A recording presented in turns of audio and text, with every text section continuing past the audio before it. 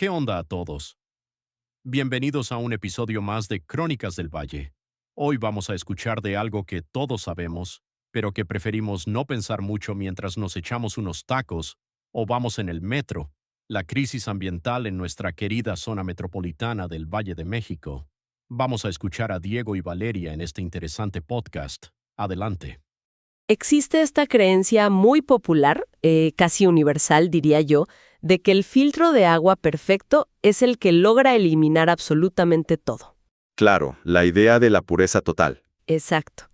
Pero, bueno, la ciencia nos revela algo sumamente inquietante sobre esto.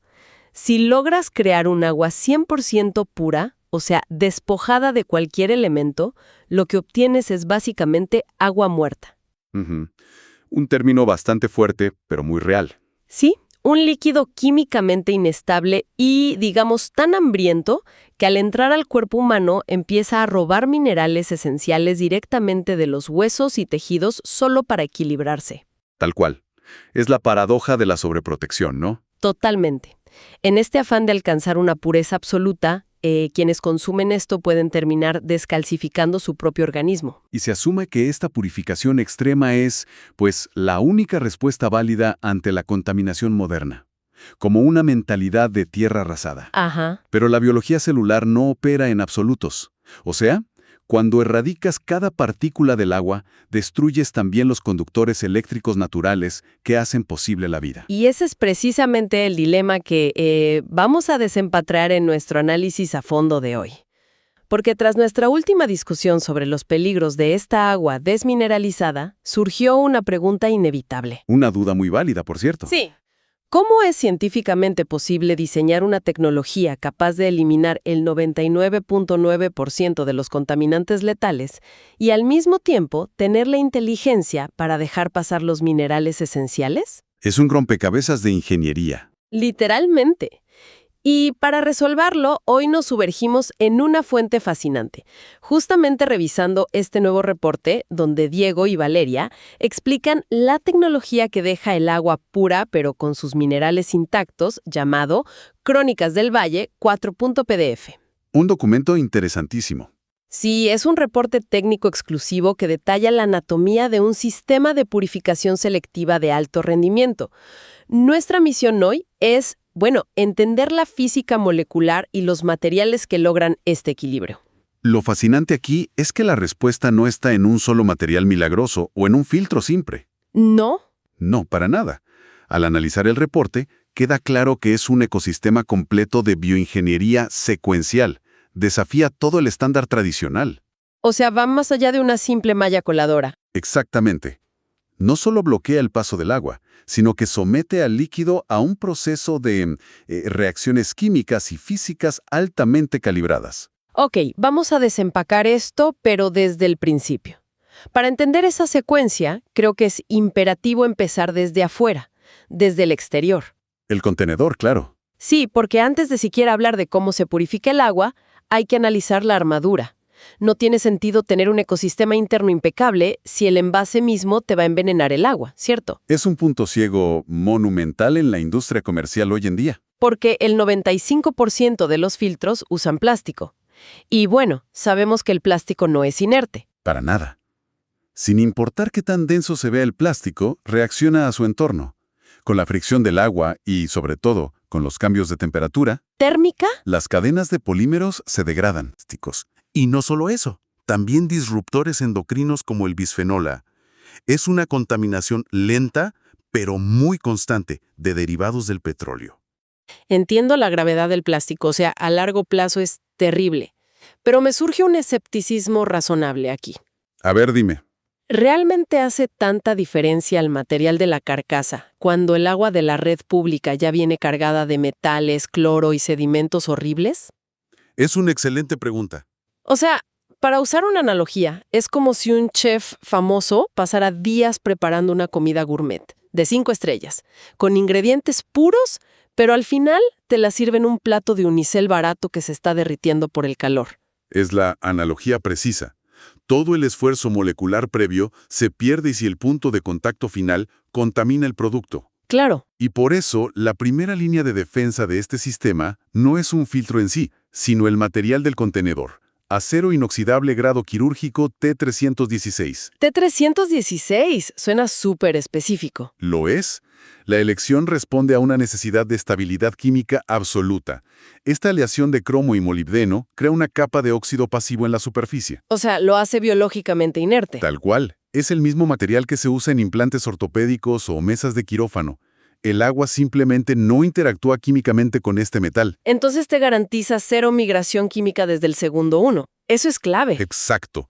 Pero además está el reto físico, porque la infraestructura de las ciudades es caótica. Sí, la presión del agua es errática. De repente hay picos masivos durante la noche. Y un envase de plástico bajo esas fluctuaciones de presión constantes desarrolla microfisuras. Que ni siquiera ves a simple vista. Exacto. En cambio, el acero T316 transforma el equipo en una cámara de alta presión inexpugnable. Soporta toda esa energía cinética sin deformarse. De acuerdo.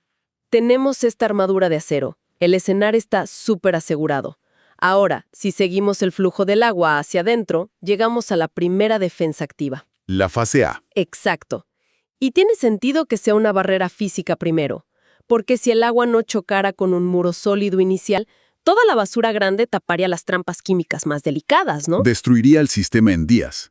Por eso la fase inicial es un caparazón de cerámica de alta densidad. Una barrera submicrónica, menciona el reporte. Sí, hablamos de porosidad tan pero tan diminuta, que los organismos patógenos como la E. coli o la bacteria del cólera son geométricamente demasiado grandes para pasar. Simplemente no caben por los poros. Exacto. El agua es empujada a través de la cerámica, pero los parásitos y bacterias se quedan atrapados afuera. Pero a ver, al leer esta parte de la mecánica, me surgió un escenario un poco alarmante. ¿Cuál? Si esta cerámica actúa como un muro atrapando millones de bacterias en su superficie, en un ambiente oscuro y húmedo, Ya veo a dónde vas. ¿no se convierte eso en un cultivo perfecto? O sea, si se acumula todo ese material biológico, las bacterias se reproducen y el filtro se pudre por dentro. Se vuelve un cementerio tóxico.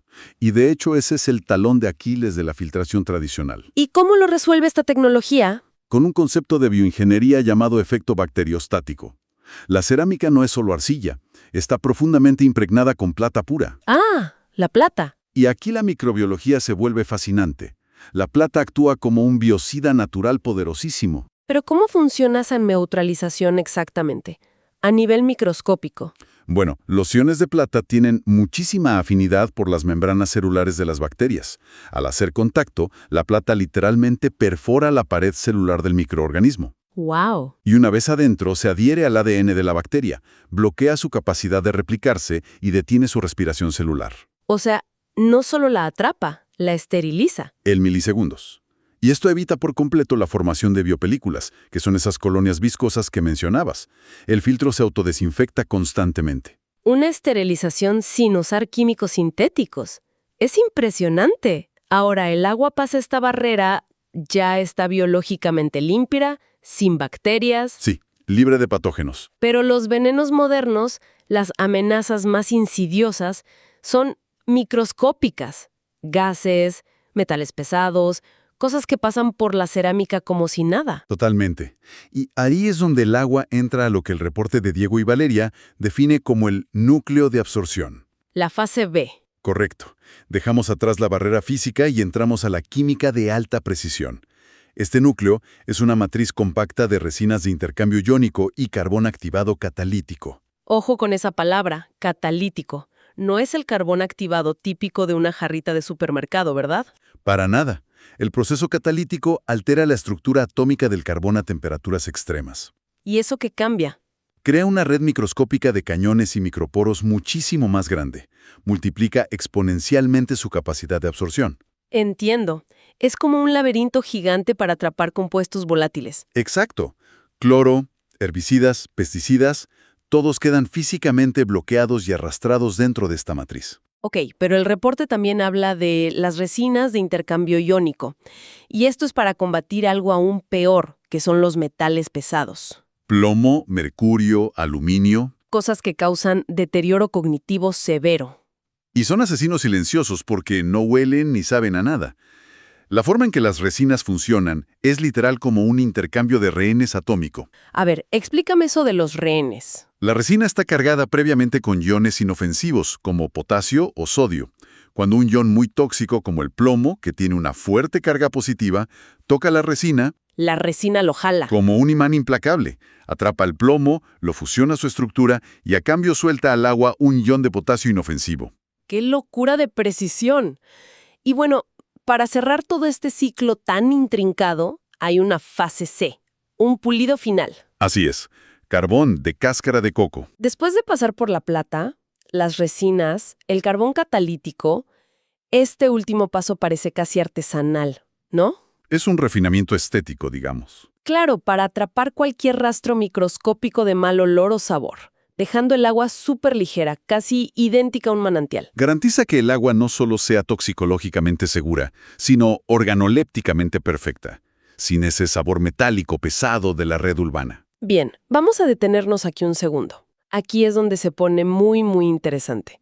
Porque todo esto nos lleva a la contradicción central de la que hablábamos al inicio. El dilema del agua muerta. Exacto. Hemos detallado un ecosistema súper agresivo. Plata que destruye ADN, resinas que secuestran metales como imanes.